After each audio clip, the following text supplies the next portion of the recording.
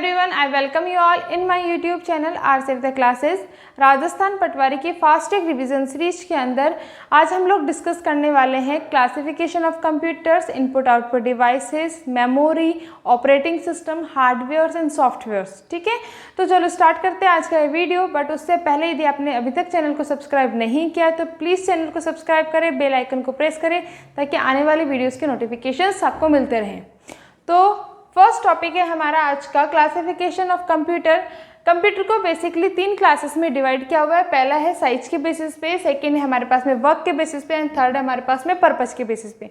तो गाइस जैसा कि हमारा पहला टॉपिक है साइज के बेसिस पे, तो साइज से हमें क्या समझ में आता है कि कितना बड़ा कंप्यूटर है और कितनी पावर उसके पास में है। ठीक है, तो जो सबसे छोटा कंप्यूटर वो होता है हमारे पास में माइक्रो कंप्यूटर, देन उससे बड़ा होता है मिनी कंप्यूटर, देन होता है हमारे पास में mainframe computer and then होता है लास्ट सुपर कंप्यूटर। ठीक है, तो हम लोग यहाँ पे माइक्रो कंप्यूटर के केस में कौन से कंप्यूटर्स की बात कर रहे हैं जो आप लोग नॉर्मल लाइफ में यूज़ कर रहे हो। ठीक है, जैसे आप लोगों ने ई मित्र की शॉप पे जो कंप्यूटर्स देखे हुए होंगे, आपके पास खुद के पास कंप्यूटर होगा या लैपटॉप होगा, फ़ोन है और भी टैबलेट हैं। तो ये सारे के सारे किसके एग्जाम्पल है? आपके पास में माइक्रो कंप्यूटर्स के एग्जाम्पल है। इसके अंदर पाम टॉप भी आपका इंक्लूड हो जाता है। ठीक है, तो ये हमारे जो छोटी डिवाइसेस है जिनको अपन डेली पर्पज़ के लिए यूज़ कर रहे हैं, on the way normal operations के लिए यूज़ कर रहे हैं, वो सारे के सारे हैं हमारे पास में माइक्रो ऑपरेशंस।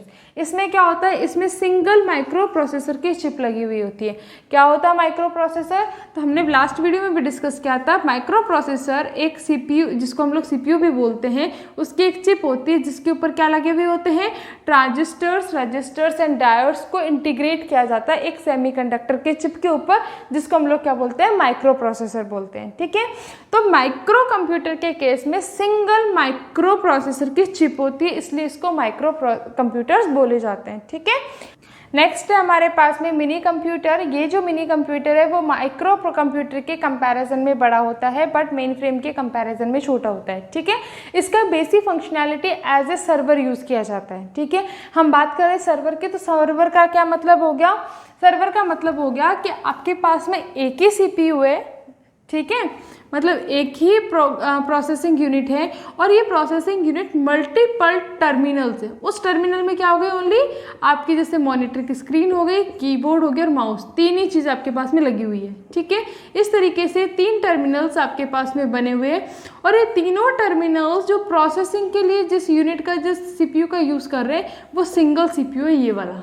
ठीक है, तो इस चीज़ को अपन एज ए क्या बोल सकते हैं, सर्वर बोल सकते हैं, जो इन तीनों की प्रोसेसिंग को, ऑपरेशंस को परफॉर्म कर रहा है। ठीक है, तो जब हम बात करते हैं मिनी की, मेन फ्रेम की, तो ये एज ए कब यूज़ किए जाते हैं, जब आपको सर्वर की फंक्शनैलिटी चाहिए हो, मल्टीपल कंप्यूटर्स को एक साथ कनेक्ट करके उनकी कंट्रोलिंग आपको चाहिए हो। ठीक है, तो इसका जनरली यूज़ कहाँ किया जाता है, छोटे बिजनेस ऑर्गेनाइजेशंस में किए जाते हैं जहाँ पे मल्टीपल टर्मिनल्स को हैंडल किया जाता है। ठीक है, नेक्स्ट है हमारे पास में मेन फ्रेम कंप्यूटर्स। तो मेन फ्रेम कंप्यूटर भी क्या होता है, आपके पास में एज ए सर्वर वर्क करता है, बट ये जहाँ पे सर्वर यूज़ होता है वहाँ पे जो बिजनेसेस होते हैं वो थोड़े बड़े होते हैं। ठीक है, और किस तरीके के बिजनेसेस की हम लोग यहाँ पे बात कर रहे हैं, जैसे आपके पास में HDFC का बैंक हो गया। ठीक है, आपके ICI बैंक हो गया, टाटा वाली कंपनी हो गई, आपके पास में वॉलमार्ट की कंपनी हो गई। तो ये सारे के सारे जो बड़ी ऑर्गेनाइजेशन है जो कि वर्ल्ड लेवल पे स्प्रेड हैं, उन सारे ऑर्गेनाइजेशन में जब सर्वर की रिक्वायरमेंट होती है तो वो लोग क्या करते हैं, मेन फ्रेम कंप्यूटर्स का यूज़ करते हैं। ठीक है, अब नेक्स्ट हमारे पास में सुपर कंप्यूटर। सुपर के वर्ड से समझ में आता है सबसे ज़्यादा पावरफुल कंप्यूटर है। इसमें जो ऑपरेशंस होते हैं वो बहुत ज़्यादा फास्ट होते हैं। क्यों होते हैं? क्योंकि यहाँ पे जो नंबर ऑफ सीपीयूज़ हैं वो इंक्रीज हो चुके हैं। ठीक है, कैसे इंक्रीज हो जाते हैं गाइस? देखो यहाँ पे सिंगल सीपीयू लगा हुआ था, यहाँ पे कुछ सीपीयूज़ लगे हुए होंगे, मल्टीपल 3, 4, 5 इस तरीके से मैक्स टू मैक्स होता है। और यहाँ पे अपन मेन फ्रेम की बात करें तो मिनी के कंपैरिजन में ज़्यादा सीपीयूज़ लगे हुए होते हैं। यहाँ पे स्टोरेज की कैपेसिटी भी बहुत ज़्यादा होंगी, तो इसलिए हम लोग यहाँ पे इसको क्या बनाते हैं, सर्वर बनाते हैं। सुपर कंप्यूटर की बात करते हैं तो यहाँ पे जो नंबर ऑफ सीपीयूज़ है वो बहुत ज़्यादा होते हैं as compare to mini and mainframe computer.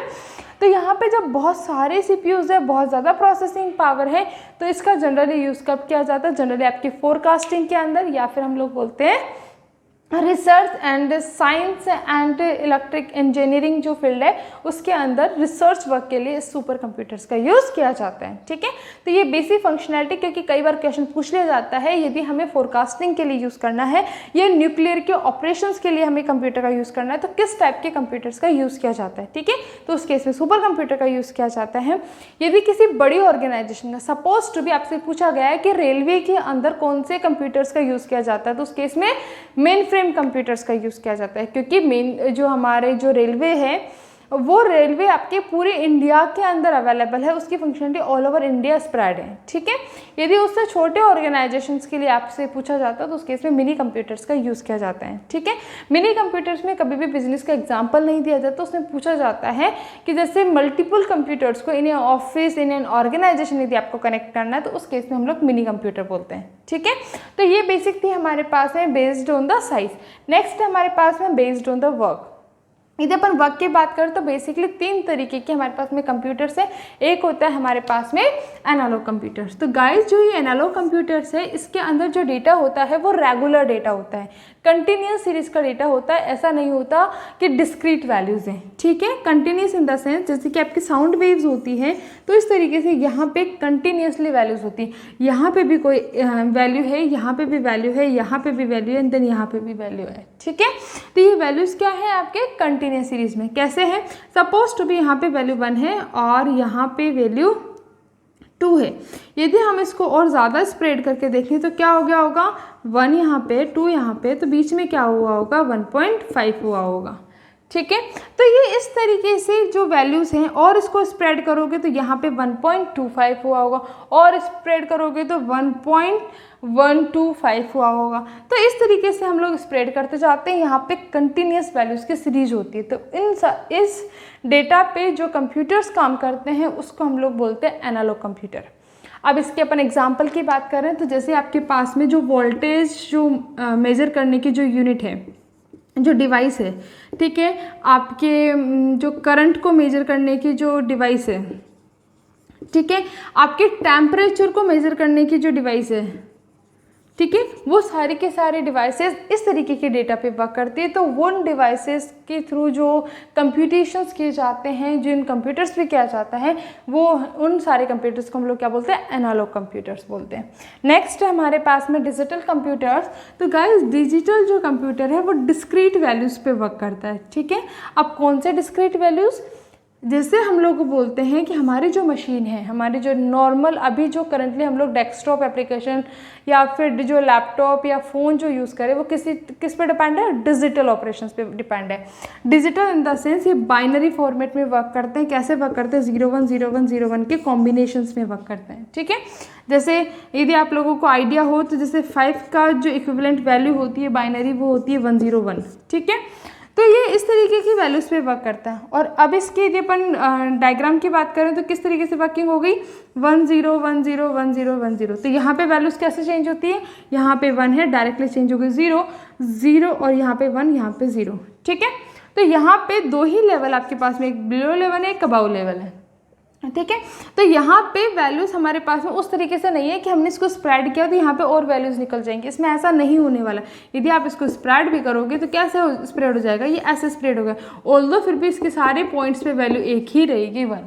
ठीक है, तो ये दोनों डिफरेंस आपके एनालॉग और डिजिटल कंप्यूटर्स में। डिजिटल कंप्यूटर के एग्जांपल की बात करें तो आप नॉर्मल लाइफ में जो भी डिवाइसेस यूज़ कर रहे हो वो सारी की सारी क्या है, डिजिटल है। जैसे सपोज टू आप फ़ोन यूज़ कर रहे हैं, आप लोग डेस्कटॉप एप्लीकेशन यूज़ कर रहे हैं, लैपटॉप यूज़ कर रहे हैं, टैबलेट यूज़ कर रहे हो, तो ये सारे के सारे डिवाइसेस क्या है, डिजिटल है। ठीक है, इसीलिए तो बोला जाता है कि डिजिटल इंडिया मूवमेंट चल रहा है। ठीक है, नेक्स्ट है हमारे पास में हाइब्रिड कंप्यूटेशन या हाइब्रिड कंप्यूटर्स।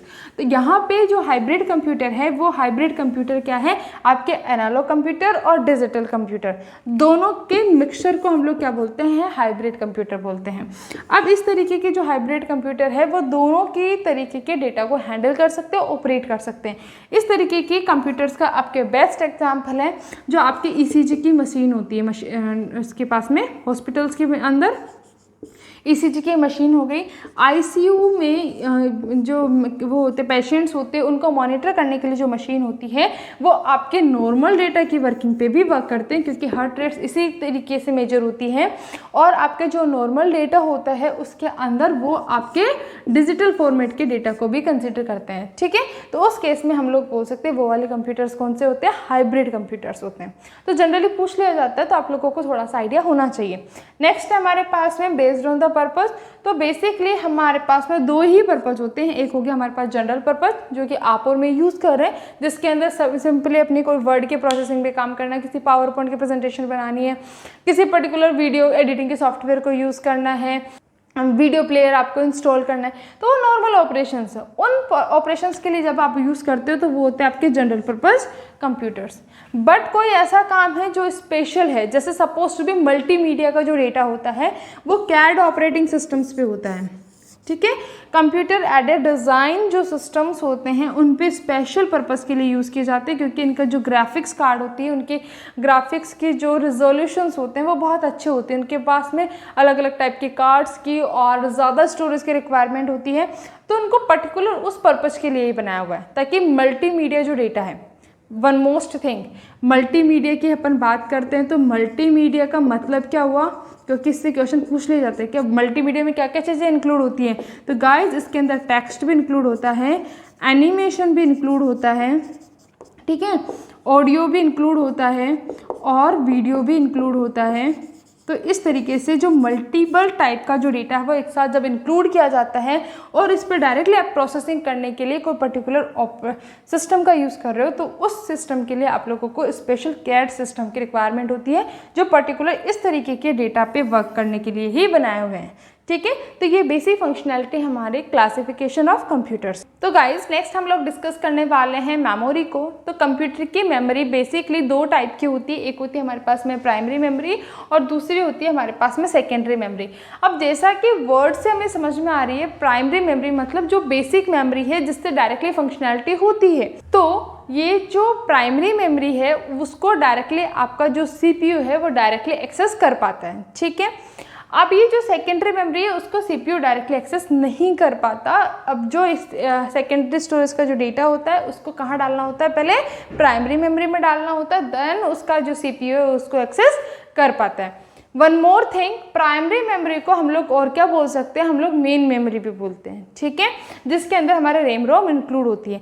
बट हम बात कर रहे हैं सेकेंडरी मेमोरी की, तो सेकेंडरी मेमोरी की जगह पे इसको जनरली क्या बोला जाता है, सेकेंडरी स्टोरेज भी बोला जाता है और ऑक्सिलरी मेमोरी भी हम लोग सेकेंडरी मेमोरी को बोलते हैं। ठीक है, अब ये जो प्राइमरी मेमोरी है वो हमारी वॉलेटाइल मेमोरी होती है। वॉलेटाइल इन द सेंस कि आपके कंप्यूटर में जब तक लाइट ऑन है, जब तक स्विच ऑन है, तब तक आपका जो डेटा है वो प्राइमरी मेमोरी में होल्ड होता है, तब तक रिटेन होता है। ठीक है, जैसे ही आपकी इलेक्ट्रिसिटी पावर कट हो जाता है, यदि आपने स्विच ऑफ किया है तो आपका जो प्राइमरी मेमोरी का जो डेटा होता है वो क्या हो जाता है, ऑटोमेटिकली करप्ट हो जाता है और वो डिलीट हो जाता है। ठीक है, यदि वापस से स्विच ऑन करते हो तो आप उस डेटा पे की वापस से वर्किंग नहीं कर सकते। तो जैसे आप लोगों ने देखा होगा कि आप किसी भी लैपटॉप पे या डेस्कटॉप पे आप कोई वर्ड में काम कर रहे हो, ठीक है, आपने उस वर्ड की फाइल को सेव नहीं किया, तो बीच में ही यदि पावर सप्लाई कट हो जाती है तो उस केस में क्या होता है, आपका जो डेटा है वो करप्ट हो जाता है। जब वापस से आप लॉगिन करते हो, वापस से जब स्विच ऑन करते हो लाइट आने के बाद में, तो वो डेटा आपको नहीं मिलता। क्यों नहीं मिलता,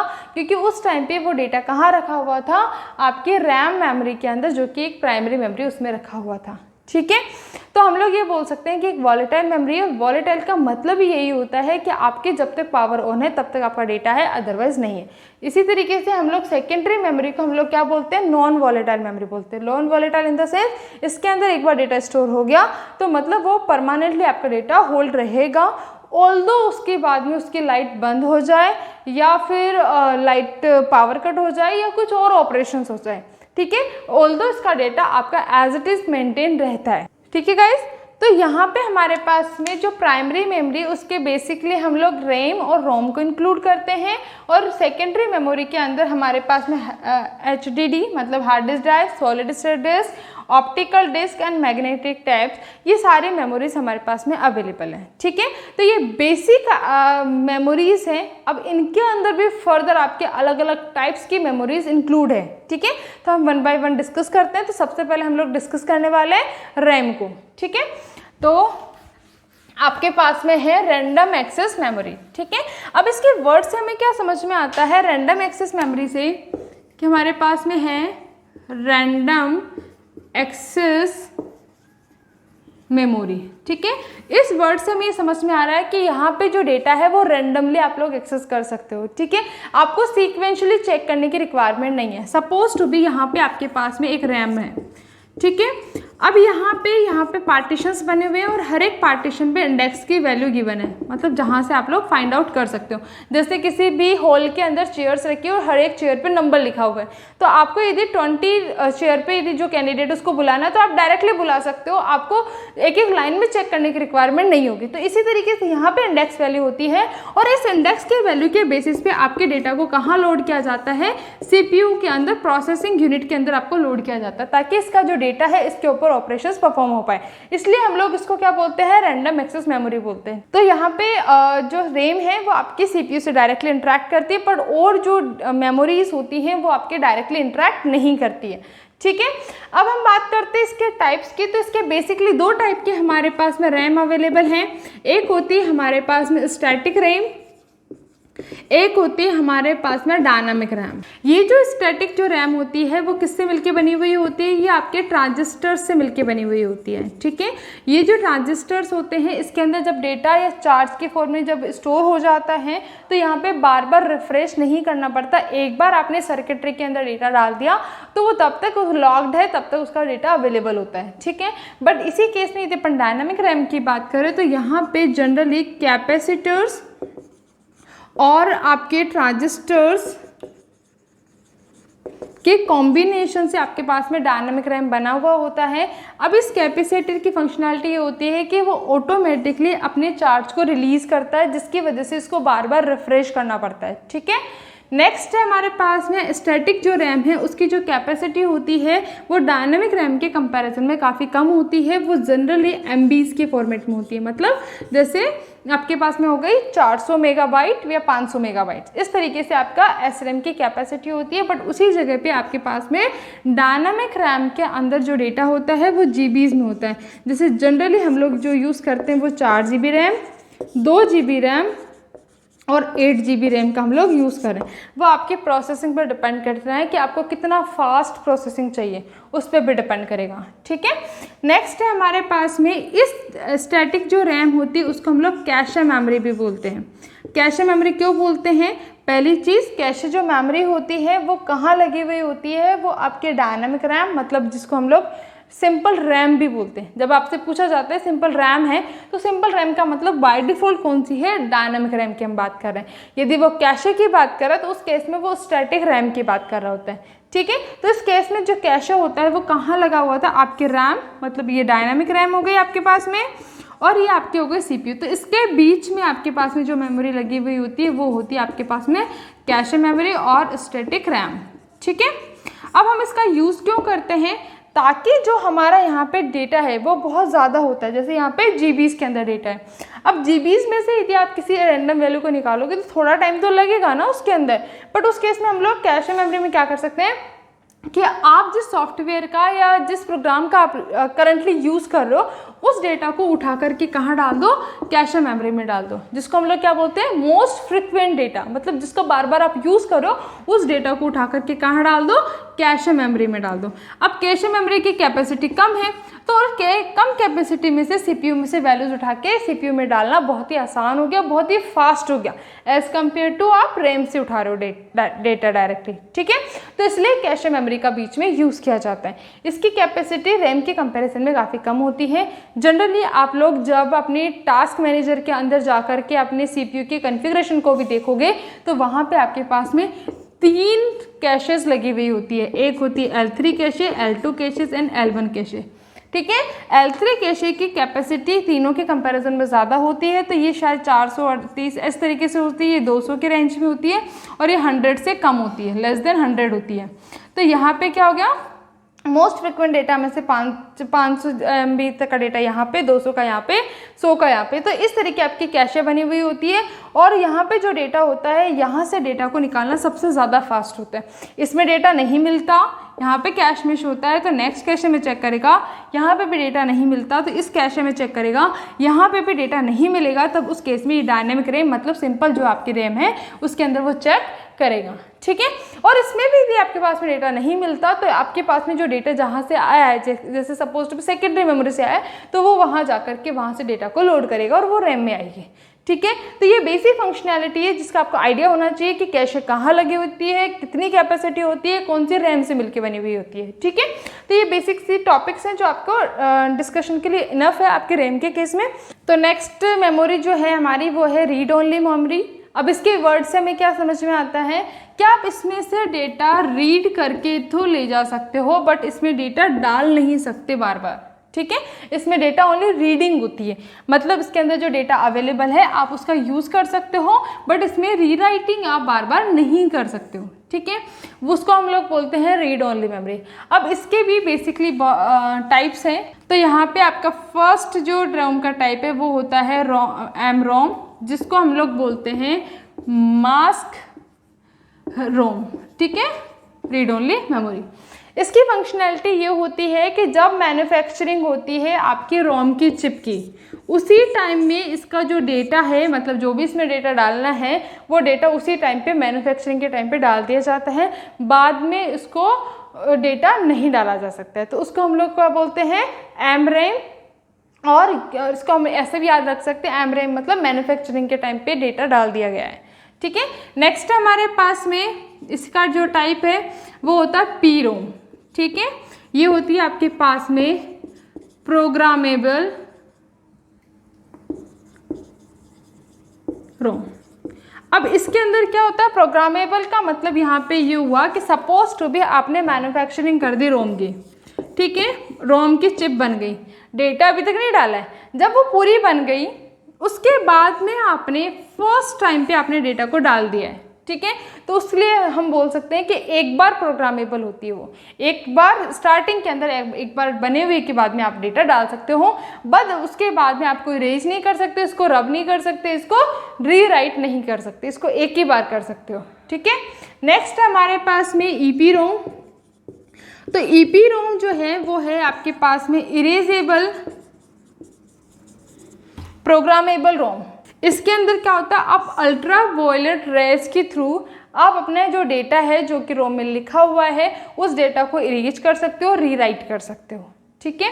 तो यहाँ पे हम लोग कौन सी रेज का यूज़ करते हैं, अल्ट्रा वायलेट रेज का यहाँ पे यूज़ किया जाता है डेटा को रीराइट करने के लिए। अब यहाँ पे जब ऐसी फंक्शनलिटी आए तो उस केस में आप बार बार कर सकते हो, कोई प्रॉब्लम नहीं है, बट एक डिफ़िकल्टी है कि आप जो आपकी जो रोम है जो जहाँ पे जिस सिस्टम में लगी हुई है उसको आपको सिस्टम से बाहर निकालना पड़ता है, ठीक है। आप सिस्टम में रहते हुए उसके अंदर कोई भी रीराइटिंग नहीं कर सकते हो, ठीक है। इसको बाहर निकाला जाता है, रीडर में डाल करके हम लोग अल्ट्रा वायलेट रेज के थ्रू इसके डेटा को रीराइट कर सकते हैं। नेक्स्ट है हमारे पास में ईईपी रोम, जो होती है हमारे पास में इलेक्ट्रिकली इरेजेबल प्रोग्रामेबल रोम, ठीक है। अब इसके अंदर क्या है, आप इलेक्ट्रिक पावर के थ्रू आपके डेटा को बार बार रीराइटिंग कर सकते हो, बार बार डेटा को हटा सकते हो और डाल सकते हो, बार बार इसके प्रोग्राम्स को रीराइट कर सकते हो। अब बेसिक फंक्शनैलिटी दोनों में क्या है, यदि अपन ईपी रोम की बात करें तो यहाँ पे जो डेटा है उसको रीराइट कैसे किया जाता है, क्योंकि आप अल्ट्रा वायलेट रेज के थ्रू यहाँ पे डेटा को रब कर रहे हो, तो उस केस में जो जितना भी रोम के अंदर जो डेटा है वो पूरा का पूरा रब होता है और पूरा का पूरा रीराइट होता है, ठीक है, मतलब दोबारा लिखा जाता है। बट इस केस में क्या हो गया, आपके इलेक्ट्रिकली इरेजेबल प्रोग्रामेबल रोम में क्या पॉसिबल हो गया कि आपके पास में जो रोम का डेटा है वो कंपल्सरी नहीं है कि आप पूरे डेटा को ही डिलीट करो, हो सकता है आपको पर्टिकुलर बाइट को डिलीट करना हो, पर्टिकुलर बिट को डिलीट करना हो, तो इस केस में हम लोग बोल सकते हैं कि उस केस में यहाँ बिट बाय बिट वर्किंग होती है, तो पर्टिकुलर बिट को रिमूव करके नई बिट डाल सकते हो। तो इस तरीके से आपकी वर्क करती है इलेक्ट्रिकली इरेजेबल प्रोग्रामेबल रोम, ठीक है। अभी करंट सिनेरियो के अंदर हम जो रोम यूज़ करते हैं वो कौन सी रोम होती है, हमारे पास में होती है फ्लैश रोम। ठीक है, ये जो फ्लैश रोम है वो आपके इलेक्ट्रिकली इरेजेबल प्रोग्रामेबल जो रोम है उसी का एक टाइप है, जिसकी फंक्शनैलिटी ये है कि इसके अंदर जो डेटा आप बिट बाय बिट कर रहे थे, अब यहाँ पे बिट बाय बिट की रिक्वायरमेंट नहीं है, आप स्लोट्स के फॉर्मेट में कर सकते हो। जैसे यहाँ पे तो क्या हो गया, बिट बाय बिट हो गया, बाइट बाय बाइट हो गया, मतलब वो फिक्स है कि एक बार में एक बाइट को ही आप लोग डाल सकते हो और निकाल सकते हो, फिर नेक्स्ट बाइट को करोगे, इस तरीके से फंक्शनैलिटी चलेगी। पर फ्लैश रोम क्या बोल रहे हैं कि आप ब्लॉक्स के फॉर्मेट में डाल सकते हो सकता है आपको 2 ब्लॉक एक साथ रीराइट करने हो, तो उस केस में हम लोग फ्लैश रोम का यूज़ करते हैं। ठीक है, अब इसकी सबसे मीनिंगफुल चीज़ ये है कि यदि अपन डेस्कटॉप सिस्टम लैपटॉप कंप्यूटर्स की बात करते हैं तो उस केस में पहले तब तक क्या यूज़ होता था, EEPROM का यूज़ होता था, क्योंकि उसकी जो कॉस्ट है वो आपके फ्लैश रोम के कंपैरिजन में कम होती है। ठीक है, बट ये आपके वो सिंगलटन नहीं है, मतलब उस केस में क्या हो गया, आपको और ऑपरेटिंग सिस्टम की या और इंटरफेसेस की रिक्वायरमेंट भी होती है, तभी इसके डेटा को आप लोग इरेज कर पाते हो। बट फ्लैश रोम क्या है, वो सिंगलटन है। ठीक है, इसके अंदर जो डेटा है उसको डायरेक्टली इरेज किया जा सकता है, डायरेक्टली डेटा डाला जा सकता है। तो इस तरीके की जो रोम है उसका यूज़ कहाँ किया जाता है, आपके एम्बेडेड सिस्टम्स में किया जाता है। एम्बेडेड सिस्टम यदि जैसे मान लो आपके पास में वॉशिंग मशीन है, उसके अंदर भी कोई ना कोई प्रोसेसिंग चल रही होगी, कहाँ चल रही होगी, उसके लिए भी आपको रोम की रिक्वायरमेंट होगी, तो उसकी जो फंक्शनैलिटी है वो कौन सी रोम में डाली जाती है, वो आपकी फ्लैश रोम में यूज़ की जाती है। ट्रैफिक लाइट्स हो गई आपके पास में, आपके स्मार्टफोन्स हो गए, तो छोटी जो डिवाइसेस होती है जिसके अंदर आपके रिस्ट वॉच हो गए, जो डिजिटल जो वॉच होती है वो, तो उस केस में आप लोग फ्लैश रोम का यूज़ कर रहे होते हो। ठीक है, और यहाँ पे जब अपन बड़े सिस्टम्स की बात करें तो उस केस में हम लोग EEPROM का यूज़ कर रहे होते हैं। ठीक है, तो जनरली क्वेश्चन पूछ लिया जाता है कि एम्बेडेड सिस्टम में या फिर किसी भी पर्टिकुलर छोटी डिवाइस का एग्जाम्पल देके पूछ लिया जाता है कि हम लोग कौन सी रोम को उसमें बेसिकली यूज़ करते हैं, तो हम लोग फ्लैश रोम का यूज़ करते हैं। ठीक है, अब हम बात करते हैं हम किस चीज़ को रीराइट और राइट कर रहे हैं, यहाँ पे कौन से डेटा को हम लोग यहाँ पे डाल रहे हैं। तो गाइस, तो हमारे पास में रोम में जो डेटा रखा हुआ होता है वो कौन सा होता है, बायोस होता है। ये हो गया आपका बेसिक इनपुट आउटपुट सिस्टम। ठीक है, अब इस बेसिक इनपुट आउटपुट सिस्टम में क्या है आप लोगों के पास में कि ये आपका स्टार्टअप प्रोग्राम है। जब आपका कंप्यूटर स्विच ऑन होता है तो सबसे पहले आपको बायोस सिस्टम की रिक्वायरमेंट होती है। ये एक तरीके से सॉफ्टवेयर है, एक तरीके से प्रोग्राम है। ठीक है, जो आपकी कहाँ पे स्टोर होता है, ये आपकी रोम की मेमोरी के अंदर स्टोर होता है। ठीक है, मतलब वो आपको प्रोग्राम को आपके डिवाइस को स्टार्ट करने के लिए रिक्वायर्ड होता है। ठीक है, तो कई बार क्वेश्चन ऐसा भी पूछा जाता है कि सबसे पहले कौन सी मेमोरी को इलेक्ट्रिसिटी प्रोवाइड की जाती है, कब सबसे पहले फंक्शनलिटी कहाँ से स्टार्ट होती है, तो सबसे पहले जो फंक्शनलिटी जो पावर सप्लाई होती है वो किसको दी जाती है, रोम को दी जाती है। क्यों दी जाती है, उसके अंदर बायोस है और हमें पहले सबसे पहले बायोस को कॉल करना है ताकि हमारा जो सिस्टम है वो स्टार्टअप प्रोसेस स्टार्ट कर पाए। ठीक है, हमारी फंक्शनलिटी स्टार्ट हो पाए कंप्यूटर की। जैसे ही ये स्विच ऑन होता है, इसमें पावर सप्लाई होती है, ये क्या करता है, ये आपका जो ऑपरेटिंग सिस्टम है, देखो गाइस यहाँ पे होता है आपके पास में, जैसे यहाँ पे हो गई आपके पास में सेकेंडरी मेमोरी। ठीक है, और इसके अंदर होता है आपका ऑपरेटिंग सिस्टम स्टार्टिंग में रखा हुआ। ये हो गई रैम और ये हो गई आपके पास में रोम। ठीक है, ये हो गई आपके पास में CPU। तो स्टार्टिंग में सबसे पहले पावर सप्लाई किसको हो जाएगी, रोम को हो जाएगी। कौन एक्टिव हुआ, बायोस एक्टिव हुआ। बायोस क्या करेगा, इस ऑपरेटिंग सिस्टम को जो कि आपकी सेकेंडरी स्टोरेज के अंदर स्टोर्ड है उसको उठा करके कहाँ डालेगा, रैम में। क्यों डालेगा, क्योंकि आपका CPU डायरेक्टली रैम को ही एक्सेस कर पाता है। तो जैसे एक्सेस करेगा हमारा ऑपरेटिंग सिस्टम की वर्किंग स्टार्ट हो जाएगी। जैसे ऑपरेटिंग सिस्टम वर्क करा तो हम लोग देखेंगे कि ऑपरेटिंग जो सिस्टम है वो आपके जितने भी कंपोनेंट्स आपके डिवाइस के अंदर लगे हुए हैं, जितने IO device, input output devices लगी हुई है, कीबोर्ड, माउस, मॉनिटर, स्पीकर, जितनी भी चीज़ें आपकी लगी हुई है, उन सारी चीज़ों की टेस्टिंग, उनके ऊपर ऑपरेशंस को मैनेज कौन करता है, ऑपरेटिंग सिस्टम। जब ये ऑपरेटिंग सिस्टम प्रोसेसिंग में आ जाता है देन हमारा सिस्टम स्विच ऑन हो जाता है, हम लोग वर्किंग कर पाते हैं। ठीक है, तो ये बेसिक फंक्शनलिटी आपके बायोस की कई बार क्वेश्चन पूछ लिया जाता है। ठीक है, अब हम लोग देखते हैं कि हमारे पास में जो बायोस सिस्टम है, जब स्विच ऑन होता है सिस्टम तो उसमें कैसे फंक्शनैलिटी होती है, किस तरीके से कौन कौन से मोड्स होते हैं, कि किसका एक बार क्वेश्चन पूछा हुआ है। तो सबसे पहले क्या होता है आपके पास में, तो ये जो बायोस की जो वर्किंग है वो किस तरीके से आपके स्टार्टअप होता है। देखो सबसे पहले पावर किसके पास में जाता है, बायोस के पास में। फिर हमारे पास में क्या चीज़ स्टार्ट होती है, पोस्ट स्टार्ट होती है। क्या होती है ये post, power on self test होती है, पावर ऑन सेल्फ टेस्ट होती है। मतलब ये सारे कंपोनेंट्स में पावर सप्लाई हो भी रही है कि नहीं हो रही है, पहले उसको चेक करता है कि माउस की लाइट ब्लिंक कर रही है कि नहीं कर रही, कीबोर्ड की लाइट ब्लिंक कर रही है कि नहीं कर रही। तो सबसे पहले तो उसकी टेस्टिंग होती है। यदि किसी कीबोर्ड में लाइट नहीं आ रही है या फिर कोई CPU आपने स्पीकर लगाया उसमें लाइट नहीं आ रही है, तो उसके केस में आपके एरर शो करता है, ठीक है। देन उसके पास में आपके पास में होता है लोडर, ठीक है। ये लोडर क्या करता है, ये लोडर आपके ऑपरेटिंग सिस्टम को रैम में लोड करने के काम आता है, ठीक है। तो उसके बाद में ये क्या करता है, लोडर वर्क होता है। देन आपका CPU का कॉन्फ़िगरेशन होता है।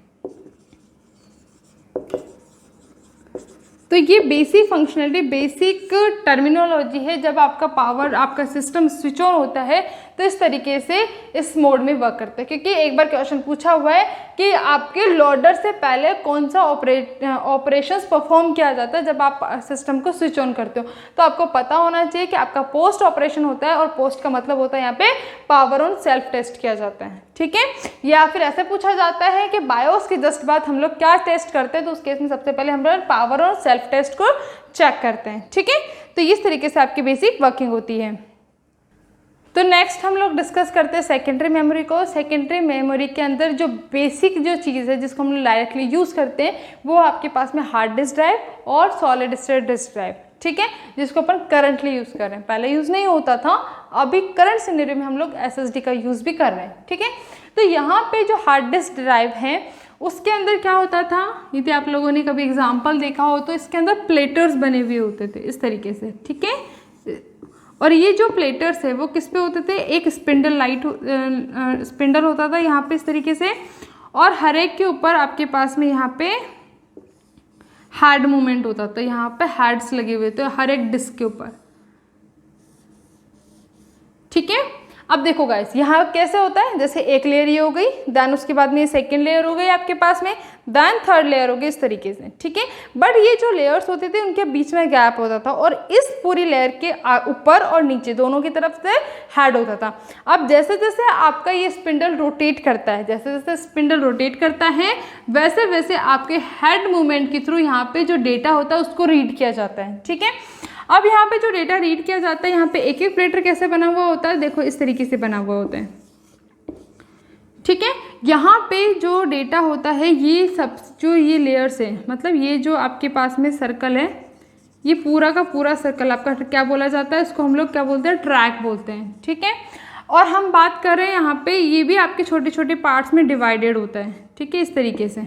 अब ये जो छोटा पार्ट जो होता है उसको हम लोग क्या बोलते हैं, हम इसको बोलते हैं सेक्टर, और इसको बोलते हैं पूरी की पूरी को ट्रैक, ठीक है। तो यहाँ पे स्पिंडल जैसे जैसे रोटेट होता है, इस हेड मूवमेंट जिस सेक्टर पे होता है उस सेक्टर की रीडिंग करके ये आपके डेटा को लोड करता है, ठीक है। उस तरीके से वो डेटा को रीड और राइट कर सकते हैं। तो ये दोनों तरफ लगा हुआ होता है, ऐसा नहीं होता है एक ही हेड की तरफ या एक ही प्लेटर पे आप लोग एक साइड में डेटा डालते हैं, आप दोनों साइड में डेटा डाला हुआ होता है। बट यहाँ पे दोनों साइड के लिए दो हेड मूवमेंट्स होते हैं हर एक प्लेटर के ऊपर, ठीक है। तो ये होती है आपका basic architecture of hard disk drive. अब नेक्स्ट हम बात करते हैं सॉलिड स्टेट डिस्क ड्राइव की, इसी के कंपैरिजन में। तो यहाँ पे जो है आपके ग्रिड के फॉर्मेट में जो डेटा है वो स्टोर होता है। अब यहाँ पे ग्रिड का मतलब क्या है कि यहाँ पे जो ग्रिड है यहाँ पे क्या हो जाएगा, एब्सोल्यूट एड्रेस हो जाएगा। मतलब यहाँ पे यदि इंडेक्स की वैल्यूज लिखूँ तो यहाँ पे क्या हो जाएगा, ये फॉर एन एग्जाम्पल है आप लोगों के लिए कि यदि मैं बोलूँ कि 2 और 3 का जो कॉरस्पॉन्डिंग सेल है उसकी वैल्यू चाहिए, तो यहाँ पे मैं वैल्यू निकाल सकती हूँ कैसे, 2 और 3। तो यहाँ पे जो 2 है second row and third column, तो ये वाली सेल की हम लोग बात करें, इसके डेटा को उठा करके वो लोड कर देगा, ठीक है। या पर्टिकुलर सेल पे आपको डेटा डालना है तो आप लोग डेटा को डायरेक्टली डाल सकते हो। यहाँ पे किसी तरीके का कोई स्पिंडल नहीं होता है, कोई यहाँ पे प्लेटर्स नहीं लगे हुए होते हैं। अब यहाँ पे डेटा क्या हो गया आपका, रैंडमली एक्सेस हो गया। तो हम लोग क्या बोल सकते हैं, क्योंकि कई बार क्वेश्चन पूछा जाता है कि कौन सी टेक्नोलॉजी पे बेस्ड है, तो ये आपके रैंडम एक्सेस जो मेमोरी की जो टेक्नोलॉजी है उस पे बेस्ड है। मतलब उसके अंदर आपके पास में चिप के फॉर्मेट में डेटा को होल्ड किया जाता है। इसकी जैसे अपने को कैशिंग की जरूरत नहीं पड़ती, इसके अंदर कोई प्लेटर्स नहीं लगे हुए होते, इसके अंदर डायरेक्टली चिप के फॉर्मेट में हम डेटा को होल्ड कर पाते हैं। ठीक है, तो ये बहुत फास्ट होता है बट ये बहुत कॉस्टली भी है। करंट सिनेरियो के अंदर आपके हार्ड डिस्क के ड्राइव के कंपैरिजन में आपकी सॉलिड स्टेट डिस्क है वो बहुत कॉस्टली है, बट वो आपके उसके कंपैरिजन में बहुत फास्ट भी है। ठीक है, आपके सिस्टम में यदि आप लगाते हो तो आप लोगों को आइडिया होगा कि SSD आपके नॉर्मल ऑपरेशंस को भी बहुत ही फास्ट तरीके से परफॉर्म करते हैं। इसको बूटिंग का टाइम भी कम लगता है क्योंकि फास्ट आपके बायोस लोड होता है, फास्ट आपका ऑपरेटिंग सिस्टम को लोड कर पाता है। ठीक है, तो ये बेसिक फंक्शनैलिटी थी आपके हार्ड डिस्क ड्राइव की और simple solid state disk drive की। अब और भी हमारे पास में ड्राइव्स हैं, मतलब डिवाइसेस हैं जो कि सेकेंडरी स्टोरेज के लिए यूज़ की जाती है। तो यहाँ पे हमारे पास में आती है ऑप्टिकल डिस्क्स। ठीक है, अब अपन ऑप्टिकल डिस्क की बात की जहाँ पे लेज़र लाइट के थ्रू हम लोग डेटा को होल्ड करते हैं। तो देखो इसके अंदर भी बहुत सारे टाइप्स आपके पास में अवेलेबल हैं। एक हो गया आपके पास में CD, एक हो गया DVD और एक हो गया जैसे ब्लू रे डिस्क। ये है हमारे पास में कॉम्पैक्ट डिस्क, और इस कॉम्पैक्ट डिस्क के अंदर क्या होता था, आपका जो डेटा होल्ड होता था, मतलब जिस डेटा को स्टोर किया जाता उसकी कैपेसिटी बहुत कम होती थी। इसमें मैक्सिमम 700 MB तक का डेटा ही आप लोग होल्ड कर पाते थे। ठीक है, जब स्टार्टिंग में CDs आई थी तो उसका बेसिकली वर्किंग क्या होती थी, ताकि एक सिस्टम से आप अपने डेटा को निकाल करके दूसरे सिस्टम में डाल पाओ। ठीक है, मतलब आपस में जो कई बार होता है ना कि आपको पर्टिकुलर सॉफ्टवेयर चाहिए या पर्टिकुलर आपको कोई फाइल को ट्रांसफ़र करना है एक सिस्टम से दूसरे सिस्टम में, तो उस केस में हम लोग इस फाइल के अंदर या इस सिस्टम के अंदर तो अपने डिस्क के अंदर डेटा डालते थे बंद करके, और इसमें डाल करके अपने डेटा को निकाल पाते थे। तो यह जनरली आपके जो सिस्टम्स हैं उनके बीच में कम्युनिकेशन के लिए यूज़ किया गया था, और इसकी जो कैपेसिटी थी वो मैक्सिमम क्या थी, 700 MB तक का डेटा ही होल्ड कर पाती थी। ये जो कॉम्पैक्ट डिस्क थी उसकी भी बेसिकली 3 टाइप की आई थी आपके पास में अवेलेबल हुई थी। CD एक आई थी रोम, जिसको हम लोग बोलते हैं compact disk read only memory, जिसका डाटा क्या होता था, हम इसके अंदर जो डेटा लिखा हुआ है हम उसको रीड कर पाते थे, उसके अंदर कोई और ऑपरेशंस राइटिंग का नहीं कर पाते थे। ठीक है, दूसरा था हमारे पास में CD रिकॉर्डेबल, तो इसके अंदर अपने जो डेटा है आपके सिस्टम का जो डेटा था उसको रिकॉर्ड कर पाते थे। ठीक है, नेक्स्ट था आपके पास में CD रीराइटेबल, तो इसके अंदर आप डेटा को रीड भी कर सकते थे और डेटा के राइटिंग भी कर पाते थे। ठीक है, नेक्स्ट हमारे पास में आया था DVD, और इसकी फुल फॉर्म होती है डिजिटल वर्सेटाइल डिस्क। ठीक है, ये जो डिस्क ड्राइव है उस डिस्क ड्राइव के अंदर आप मल्टीपल चीज़ों को या वैरायटी ऑफ डेटा को रख पाते थे, इसीलिए इसको बोला गया वर्सेटाइल, मतलब वैरायटी ऑफ डेटा को यहाँ पे डाल सकते हैं। तो यहाँ पे डेटा का स्टोरेज भी हो सकता था, और उसके अंदर जैसे ऑडियो फाइल्स को रखना है, मतलब किसी साउंड को रखना है, साउंड के डेटा को रखना है, या फिर कोई वीडियो फाइल्स को, किसी मूवी को स्टोर करना है, तो उस काम के लिए भी हमारे पास में DVD जो डिस्क थी वो अवेलेबल हुई थी। जैसे आपने पुराने टाइम में या फिर ये देखा होगा कि कई अपने बचपन में DVD प्लेयर्स का यूज़ किया जाता था पहले। ठीक है, वहाँ पे हम लोग मार्केट से बाय करते थे DVD की डिस्क को, और वहाँ पे अपन मूवीज़ को प्ले कर पाते थे उसकी वजह से। ठीक है, अपने टीवी के अंदर। तो यहाँ पे इसकी जो कैपेसिटी जो होती है वो 4.7 GB से लेकर के 17 GB तक के आपके पास में DVDs आपके पास में अवेलेबल हुई थी। ठीक है, तो ये आपके हार्ड जो कॉम्पैक्ट डिस्क है उसके कंपैरिजन में कहीं गुना ज़्यादा है। ठीक है, वन मोर थिंग, जो CD का जो डेटा होता था वो वन साइडेड होता था, कि जैसे यहाँ पे क्या होता था, यहाँ पे इस तरीके की डिस्क होती थी। ठीक है, आप लोगों ने देखी भी होगी प्लास्टिक की, तो यहाँ पे एक होल होता था, यहाँ पे जो डेटा होता था CD के केस में ओनली सिंगल साइड में ही डेटा को होल्ड किया जाता था, दूसरी साइड में डेटा नहीं डाला जाता था। ठीक है, बट DVD के केस में ऐसा नहीं था। DVD के केस में क्या होता था, इसके प्लेटर के दोनों तरफ डेटा डाला जाता था, और आपके जो ड्राइवर होता था, मतलब जो सिस्टम के CPU के अंदर जो डिस्क ड्राइव होती है उसमें डाल करके हम लोग इसको प्ले कर पाते थे। ठीक है, तो यहाँ पे डेटा दोनों प्लेटर्स में होने की वजह से फास्ट मतलब ज़्यादा होता है। ठीक है। नेक्स्ट हमारे पास में ब्लू रे डिस्क, इसके अंदर लेज़र के अंदर ब्लू रेज का यूज़ किया जाता था और इसका जो डेटा है उसकी जो कैपेसिटी वो यहाँ पे हो सकती थी 25 GB से लेकर के 50 GB तक का डेटा यहाँ पे ये होल्ड कर सकती थी, ठीक है। अब हम बात करते हैं, देखो यहाँ पे DVD और ब्लू रे डिस्क, ठीक है। तो यहाँ पे जो DVD है इसके भी पार्ट्स होते थे। DVD के अंदर जो सबसे पहले आया था उसका एक टाइप था, वो था आपका DVD रोम आई थी जिसके अंदर रीड कर सकते थे ओनली। एक आपके पास में DVD रिकॉर्डेबल आई थी जिसके अंदर आप ओनली रिकॉर्ड कर सकते थे डेटा को एक बार। देन उसके बाद में आपके पास में DVD री राइटेबल आई थी जिसके अंदर आप डेटा को रिकॉर्डिंग और राइटिंग दोनों परफॉर्म कर पाते थे। तो ये थी आपकी बेसिक फंक्शनैलिटीज़। इसी तरीके से आपके पास में यदि अपन ब्लू रे डिस्क की बात करें तो ब्लू रे डिस्क में भी क्या था, ब्लू रे डिस्क, तो इसको हम BD लिख सकते हैं और इसको हम लोग लिख सकते हैं रोम। इसके अंदर री राइटेबल रिकॉर्डेबल, ब्लू रे डिस्क के अंदर री राइटेबल, तो सारी फंक्शनैलिटी इसके अंदर भी हमारे पास में अवेलेबल थी, ठीक है। तो ये थी हमारे पास में ऑप्टिकल डिस्क जिसका बेसिक सा काम क्या था, आपके डेटा को परमानेंटली स्टोर करना और एक डिवाइस से दूसरे डिवाइस के अंदर यदि हमें डेटा ट्रांसफ़र करना है तो उस केस में भी इसका बहुत ही यूज़ किया गया था, ठीक है।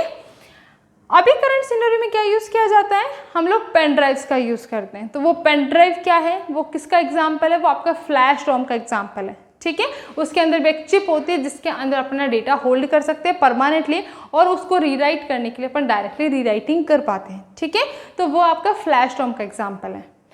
तो नेक्स्ट है आपके पास में फ्लॉपी डिस्क।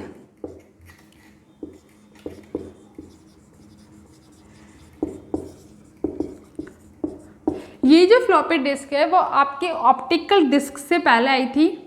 इसके अंदर भी जो डेटा था वो क्या होता था, मतलब यहाँ पे इस तरीके की डिस्क होती थी, ठीक है। बट इसके अंदर कैशिंग इंपॉर्टेंट थी। तो ये इसके अंदर रेक्टेंगुलर साइज में या फिर हम लोग बोलते हैं स्क्वायर साइज की यहाँ पे कैशिंग होती थी। मतलब इसको प्लास्टिक के कवर से सिक्योर करने के लिए इस तरीके का प्लास्टिक टाइप की शीलिंग इसके ऊपर लगी हुई होती थी, ठीक है। तो ये स्टार्टिंग के अंदर इस तरीके की आई थी। क्यों आई थी, क्योंकि इसके अंदर जो प्लेटर था वो क्या होता था, आपका प्लास्टिक का नहीं हुआ करता था, ये किसी और मटेरियल का होता था। और उसमें क्या होता था, कभी भी डस्ट से या फिर किसी और जो मीडियम होता था जैसे मॉइस्चर से उसका जो डेटा वो करप्ट होने के चांसेस भी होते थे क्योंकि वहाँ पर रिएक्शंस होते थे। जिस वजह से क्या रखा गया था, इसको कैशिंग के अंदर जो स्क्वायर शेप की को कैशिंग होती थी उसको प्रोटेक्ट करने के लिए इस तरीके से रखा जाता था। और ये भी बोला जाता था कि जहाँ पे भी आप इस फ्लॉपी डिस्क को रख रहे हो वहाँ पे वो डस्ट फ्री होना चाहिए, इस तरीके से आपको प्रोटेक्ट करके रखना है, ठीक है। तो ये होती थी आपकी फ्लॉपी डिस्क। गाइस ये जो फ्लॉपी डिस्क है इसमें एक ही इंपॉर्टेंट क्वेश्चन बनता है, वो क्या, इसकी साइज। इसके अंदर जो पहली साइज आपके पास में अवेलेबल हुई थी, मतलब इसके अंदर साइज किस बेसिस पे देखी जाती थी, इसके अंदर इसके डायमीटर कितनी है उसके बेसिस पे देखी जाती थी। क्योंकि जब शुरू में प्लेटर्स आए थे तो वो बड़े आए थे, तो वो कितने साइज के आते थे, वो 8 इंच की डायमीटर होती थी उनके इसमें, ठीक है। देन उसके बाद में आए वो 5.25 के प्लेटर्स आपके पास में अवेलेबल हुए थे। देन उसके पास में अवेलेबल हुए थे 3.5 के प्लेटर्स, इंचेस हैं सारे, ठीक है। तो इस तरीके के प्लेटर्स इस इन डायमीटर्स इंचेस के अकॉर्डिंग आपके प्लेटर्स अवेलेबल हुए थे। तो सबसे पहली जो फ्लॉपी डिस्क आई थी उसकी साइज़ कितनी, 8 इंच थी। और जो लेटेस्ट मतलब जो सबसे लास्ट में जो वर्किंग में थी वो उसकी 3.5 तक के इंच की जो डिस्क थी उसका यूज़ किया जाता था, ठीक है। तो ये बेसिक फंक्शनैलिटी है आपकी फ्लॉपी डिस्क की। नेक्स्ट है आपके पास में मैग्नेटिक टेप्स। तो गाइस जिस तरीके से आपके पास में अभी प्लास्टिक की टेप होती है ना, उसी तरीके से पहले मैग्नेटिक टेप्स होती थी, ठीक है। अब वैसे अज्यूम नहीं करना, वो एज एन एग्जाम्पल है, मतलब उस तरीके की होती थी जिस तरीके से वो राउंड राउंड चलती है ना उस तरीके से। अब ऐसा तो नहीं होता ना आप लास्ट वाले एंड को पहले निकाल सकते हो, नहीं, वो सीक्वेंशियल जब तक पूरा कंज्यूम नहीं हो जाएगा आप अंदर वाले तक टेप तक नहीं पहुंच सकते। तो यहाँ पे भी क्या होता है, उसी तरीके की टेप होती थी जो कि आपके यहाँ पे क्या होता था, मैग्नेटिक जो मटेरियल है वो आपके उस पर वो होता था, कोटेड होता था, जिसकी वजह से मैग्नेटिक फील्ड से ही उसकी रीडिंग की जाती थी, ठीक है। बट इसके मेजर ड्रॉबैक क्या था, इसके अंदर सीक्वेंशली डेटा होल्ड होता था। जैसे यहाँ पे आपके पास में कोई डेटा है तो यहाँ पे इस तरीके से रीडिंग स्टार्ट किए हैं, तो आपने जब तक ये वाला साउंड प्ले नहीं किया है आप सेकंड वाले साउंड को प्ले नहीं कर सकते हो। मतलब ये इस सीक्वेंस में ही डेटा निकाल सकते हो और सीक्वेंशली ही आप डेटा को डाल सकते हो, ठीक है। तो वो फंक्शनैलिटी होती थी मैग्नेटिक टेप्स की। और इसकी जो कैपेसिटी की बात करें तो इसकी सबसे ज़्यादा कैपेसिटी होती थी, मतलब कितनी भी जीबीज़ के अंदर, बहुत ज़्यादा के अंदर हम लोग डेटा को होल्ड कर पाते थे, ठीक है। तो ये बेसिक फंक्शनैलिटी है आपके मैग्नेटिक टेप्स की। इसके अंदर इंपॉर्टेंट टॉपिक्स क्या हैं कि पहली चीज़, इसका जो डेटा है वो क्या है, सीक्वेंशली एक्सेस्ड होता है, ठीक है, सीक्वेंशियल होता है। दूसरी चीज़, इसका जो यूज़ है वो कहाँ किया जाता है, बैकअप के लिए किया जाता है। क्या होता है बैकअप? बैकअप का मतलब होता है जैसे आपके पास में कोई सिस्टम है, ठीक है, आप इस सिस्टम का यूज़ कर रहे हो करंटली।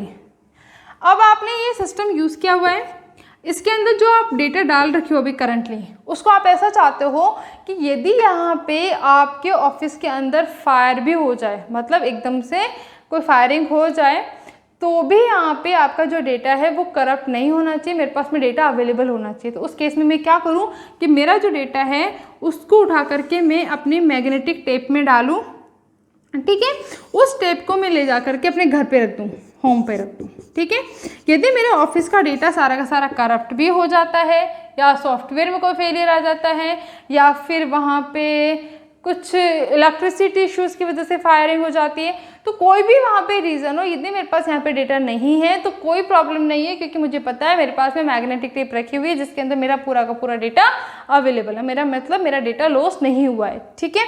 अब जब मैं नया इस्टेब्लिश करूँगी अपने सिस्टम को, नया सॉफ्टवेयर इंस्टॉल करूँगी, तब मुझे अपने डेटा की रिक्वायरमेंट होगी नॉर्मल वर्किंग के लिए, तो मैं अपने बैकअप में अपने जो डेटा हमने सिस्टम को घर पे रखा हुआ है, मतलब जो टेप में डेटा रखा हुआ है, उसको वहाँ से उठा करके वापस अपने सिस्टम में डाल लूँगी, ठीक है। तो वहाँ पे जब वापस डालने की प्रोसेस को हम लोग क्या बोलते हैं, रिकवरी बोलते हैं। कई बार क्वेश्चन पूछ ले जाते हैं, तो आपको पता होना चाहिए बैकअप इन द सेंस यहाँ से उठा करके मैग्नेटिक टेप, मतलब आपके सेकेंडरी लोकेशन पे आप जब डेटा डालते हो तो उसको हम बैकअप बोलते हैं। वहाँ से अपन वापस बैक करके जब डेटा लेके आते हैं, रीड करते हैं किसी अनटॉलरेबल सिचुएशन के अंदर, तो उस केस में हम लोग उसको रिकवरी बोलते हैं, क्योंकि हम लोग अपने डेटा को रिकवर कर पा रहे हैं, ठीक है। तो ये बेसिक फंक्शनैलिटी है आपकी। तो गाइस नेक्स्ट हम लोग डिस्कस करने वाले हैं अपनी इनपुट आउटपुट डिवाइसेस को। तो हम सबसे पहले डिस्कस करते हैं इनपुट डिवाइसेस। तो गाइस हमारे पास में यदि अपन इनपुट डिवाइसेस की बात करें तो हमारे पास variety of input devices available है, जिसके अंदर जो सबसे इम्पॉर्टेंट और जो सबसे स्टैंडर्ड इनपुट डिवाइस है वो कौन सा हमारे पास में, कीबोर्ड है, ठीक है।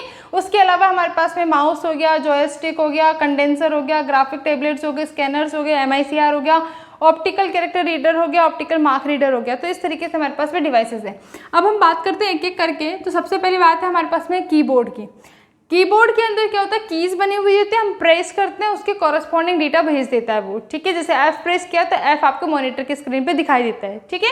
तो यहाँ पे जो कीबोर्ड है इसके अंदर जो मेजरली आपके जो क्वेश्चनिंग की अपन बात करें तो कहाँ से उठ सकते हैं क्वेश्चंस, आपके कीज के अकॉर्डिंग यहाँ पे क्वेश्चंस उठाए जाते हैं। जैसे यहाँ पे आपके पास में फंक्शन कीज होती है, ठीक है। जो सबसे ऊपर जो कीबोर्ड के अंदर जो फर्स्ट लाइन में जो कीज होती है वो कौन सी होती है, फंक्शन कीज होती है। कहाँ से स्टार्ट होती है, ये F1 से स्टार्ट होकर के F12 तक चलती है, ठीक है। आपके पास में क्या होती है, यहाँ पे जो F1 होता है, इस F1 का मतलब होता है आप हेल्प की बात कर रहे हो, ठीक है, हेल्प मेन्यू में जा रहे हो। F2 जो होता है आपके पास में आप फोल्डर को रीनेम कर रहे हो।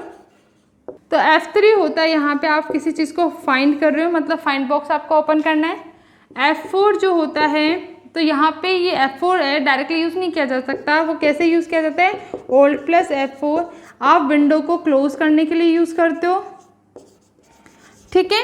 इसी तरीके से आपके पास में F5 आप जो भी आपने करंटली एक्शन परफॉर्म किया उसको रिपीट करने के लिए कर सकते हो, रिपीट द एक्शन, ठीक है। देखो नेक्स्ट है आपके पास में F6। F6 क्या होता है, जब आप जब आपने मल्टीपल चीज़ें ओपन की हुई होती है तो उनके अंदर वो टैप करने के लिए, स्विच करने के लिए यूज़ किया जाता है, ठीक है।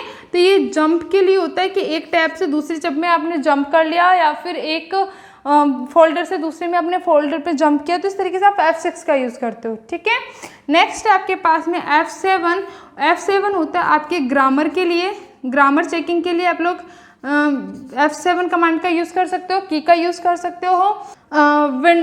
F8 होता है आपके पास में जब आप विंडो को इंस्टॉल कर रहे होते हो तब इस F8 का यूज़ किया जाता है, तो विंडो इंस्टॉलेशन में यूज़ किया जाता है इसका। तो नेक्स्ट जो है F9, उसको आउटलुक के अंदर यूज़ किया जाता है।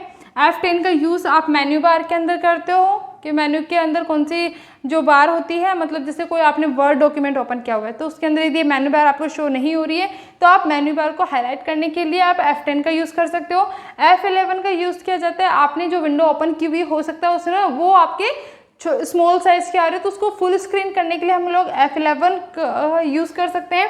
F12 के अंदर अपन फाइल को रीनेम करने के लिए यूज़ करते हैं। तो ये बेसिक जो फंक्शन कीज़ है उनमें से कभी भी किसी भी फंक्शन की के रिगार्डिंग आपका क्वेश्चन पुटअप हो सकता है, तो ये आपको थोड़ा सा आइडिया होना चाहिए कि कौन सी की का यूज़ कहाँ किया जाता है। ठीक है,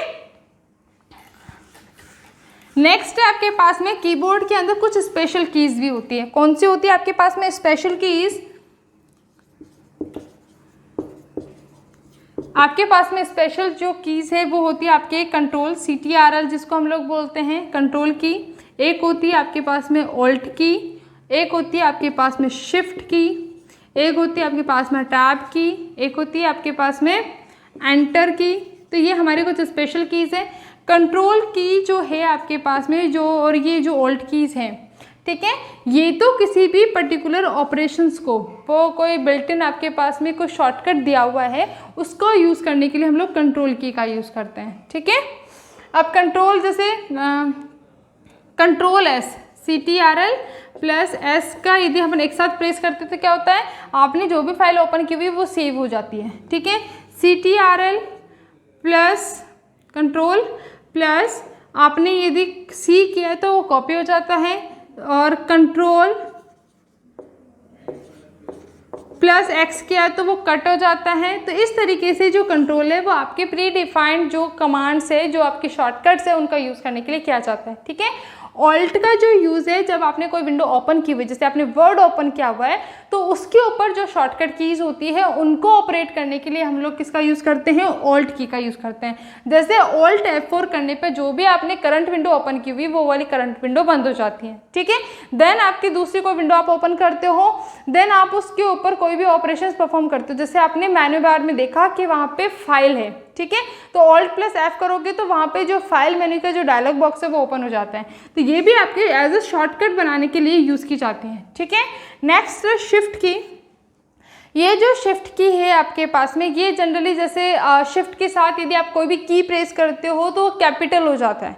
ठीक है, तो आपके पास में दो शिफ्ट कीज, एक लेफ्ट साइड में एक राइट साइड में, दो शिफ्ट कीज आपके पास में अवेलेबल होती है।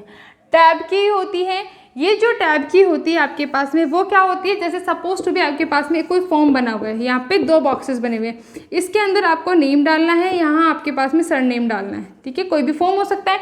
यदि आपने यहाँ पे नेम डाला और आप बिना कर्सर का मूव किए आप इस वाले पे अपना कर्सर लाना चाहते हो तो आप टैप करते हो तो इस वाले के अंदर कर्सर आ जाता है, यहाँ पे ब्लिंक करना स्टार्ट कर देता है, आप डायरेक्टली यहाँ पे राइटिंग कर सकते हो। तो इसका मतलब क्या हुआ, आपके माउस का काम नहीं हुआ, यहाँ पे क्या हुआ, कीबोर्ड का। मतलब आप यहाँ पे नाम लिख रहे थे, नाम लिख लिया आपने कंप्लीट, देन उसके बाद में आपने टैब प्रेस किया, टैब प्रेस करते आप कहाँ पे आ गए, सरनेम पे, और आपने यहाँ पे लिखना स्टार्ट कर दिया। तो इस तरीके से हम डायरेक्ट स्विचिंग करते हैं, तो उस केस में हम लोग टैब की का यूज़ करते हैं।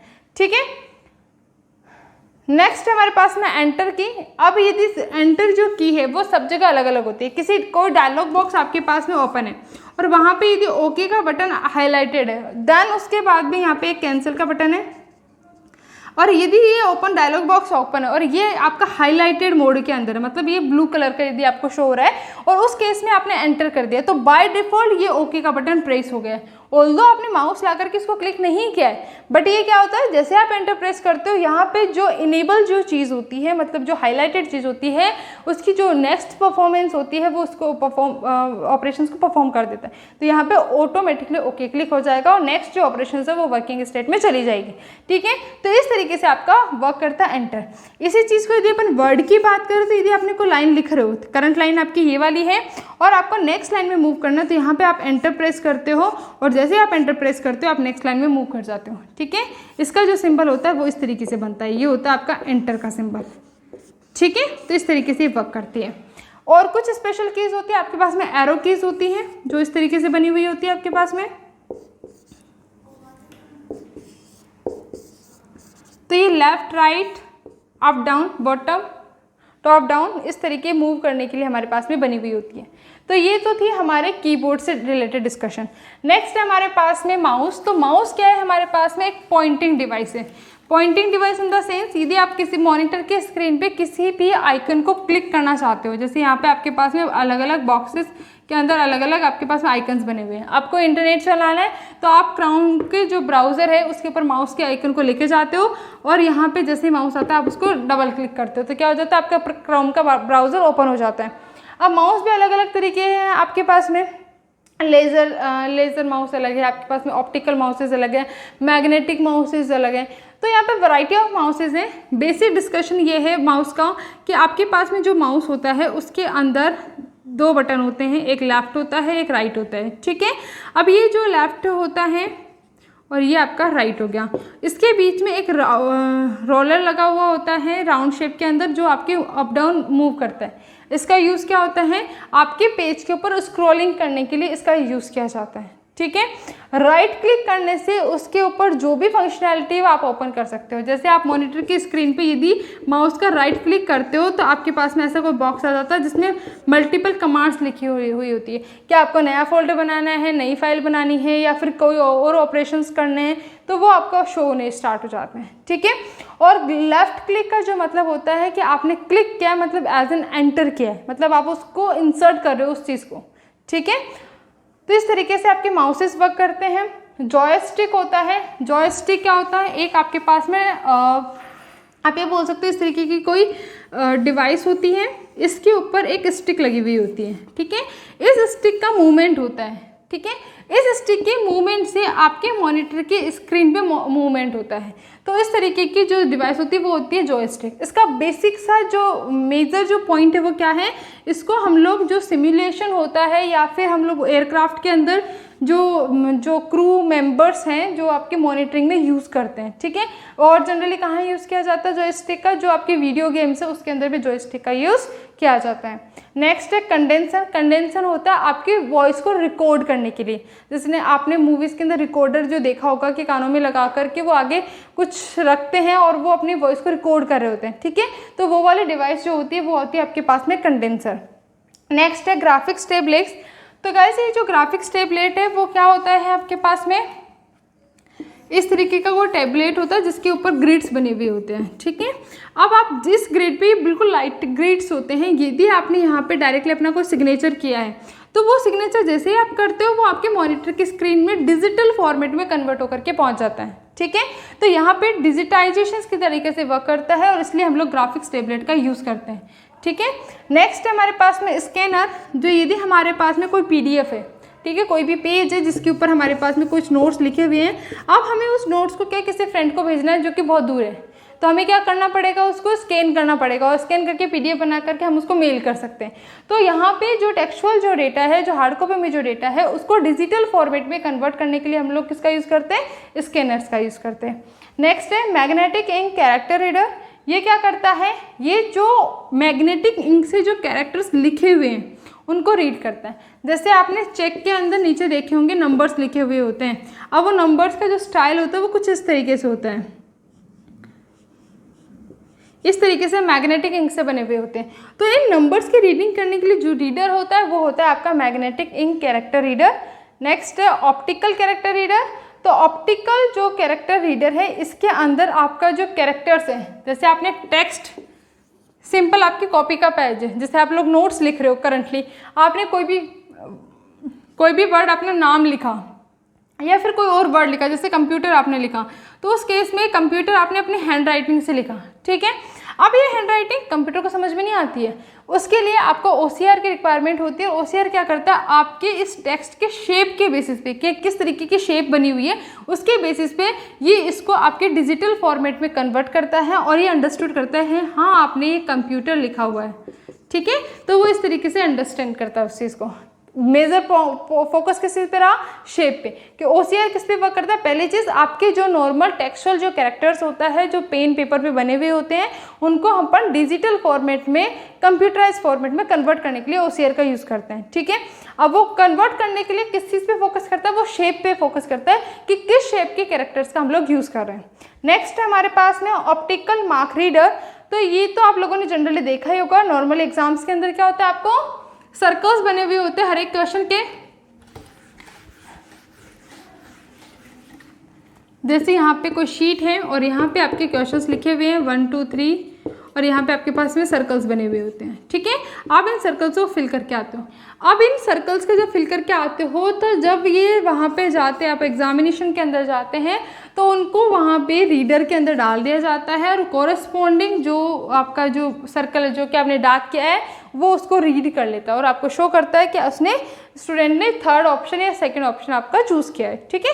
तो इस तरीके से आपका ऑप्टिकल मार्क रीडर का यूज़ किया जाता है, क्योंकि इसका डायरेक्टली क्वेश्चन पूछा जाता है कि जनरली मार्कशीट्स के अंदर जो कॉम्पिटिटिव एग्जाम्स होते हैं उनके MCQs के लिए कौन सी शीट का यूज़ किया जाता है, कौन सी रीडर का यूज़ किया जाता है उनको रीड करने के लिए, तो यहाँ पे OMR का यूज़ किया जाता है, ठीक है। तो ये थी हमारे बेसिक इनपुट डिवाइसेस। अब हम बात करते हैं कुछ आउटपुट डिवाइसेस की।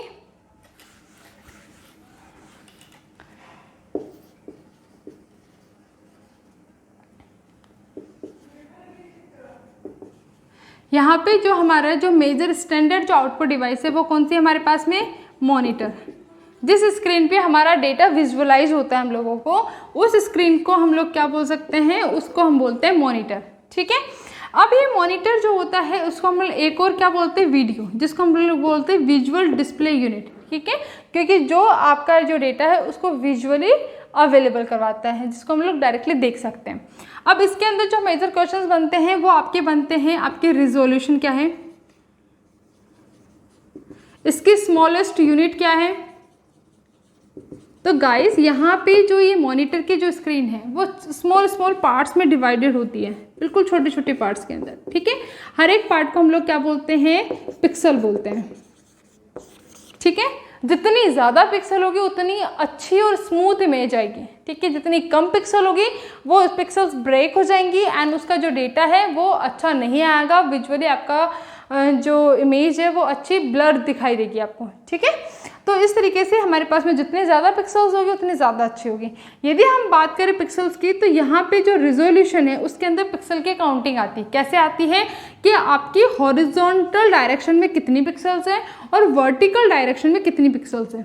मोस्ट स्टैंडर्ड वे क्या है, जैसे 1280 आपके पास में हॉरिजॉन्टल आपकी पिक्सल्स है और आपकी वर्टिकल साइज के अंदर 720 पिक्सल है। तो आपका ये स्टैंडर्ड फॉर्मेट हो गया, इसके इतनी पिक्सल्स आपके मॉनिटर स्क्रीन पे अवेलेबल है। जो भी आप इमेज डिस्प्ले करवाते हो वो इस रेजोल्यूशन के साथ में डिस्प्ले होती है, ठीक है। नेक्स्ट एक और ऑप्शन आता है आपके पास में, आता है आस्पेक्ट रेशो,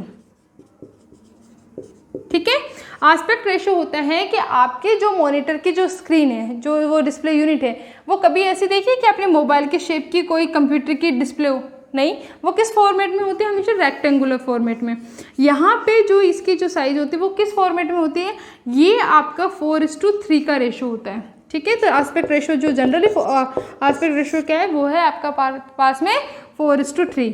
4 क्या है आपका हॉरिजॉन्टल डायरेक्शन में विड्थ और 3 क्या है आपकी वर्टिकल डायरेक्शन में विड्थ। तो ये मेजर पोर्शन है आपका मॉनिटर का। अब इस मॉनिटर के अंदर भी हमारे पास में 3 तरीके की मॉनिटर जनरली यूज़ किए जाते हैं। एक होता है आपके पास में जो शुरू के अंदर आए थे बड़े से बॉक्सेस में, वो होते थे आपके CRT computers monitor, cathode ray tube वाले मॉनिटर जिसके अंदर ट्यूब्स का यूज़ किया जाता था। फिर आए थे हमारे पास में LCD जो आई थी और लिक्विड क्रिस्टल डिस्प्ले जिसको हम लोग बोलते हैं, उस मॉनिटर का यूज़ किया गया। देन आपके पास में लाइट एमिटेड डायोड वाले डिस्प्ले यूनिट्स का यूज़ किया गया है, ठीक है। नेक्स्ट है हमारे पास में मॉनिटर्स के बाद में, तो ये हो गए आपके मॉनिटर्स।